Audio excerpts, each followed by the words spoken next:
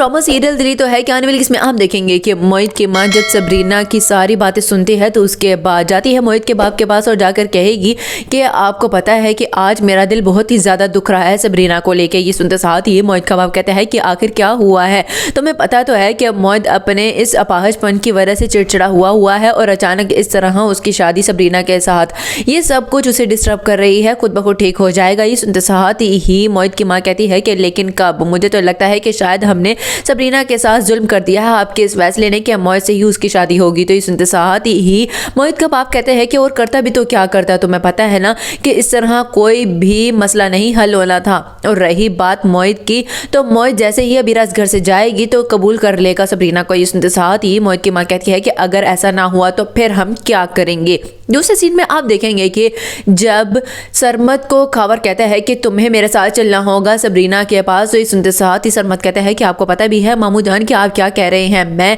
वहां पर क्या करूंगा जाकर। ये सुनते साथ ही खावर शर्मा से कहते हैं कि ये मैं नहीं चाह रहा हूँ बल्कि तुम्हारी माँ चाहती है कि तुम ज़्यादा से ज़्यादा उस घर में जाओ और जाकर देखो कि आखिर क्या सच था। ये सुनते साथ ही शर्मत कहते हैं कि नहीं, मैं हरगिज़ वहाँ पर नहीं जाऊँगा, आपको लगता है कि शायद मैं वहाँ जाऊँगा तो सब कुछ बर्दाश्त कर सकूँगा, नहीं, मैं सबरीना को किसी और के साथ देख के बहुत ही ज़्यादा गुस्से से कुछ ना कुछ कर बैठूँगा। ये सुनते साथ ही खावर कहते हैं कि कुछ भी नहीं होगा, देखो अगर ये भी तो हो सकता है ना कि वो वहाँ पर कुछ ही ना हो। लास्ट सीन में आप देखेंगे कि जब हारून को अबीरा कहती है कि बस हारून बहुत हो गया है, मैंने तुम्हें कह दिया है कि अब तो मोहित के पास नहीं जाओगे, ना ही कोई बात करोगे। तो इसके साथ ही हारून कहते हैं कि मैं तो बस तुम्हें ऐसे ही बता रहा था कि मैं वहां पर मुबारकबाद देकर आया हूँ।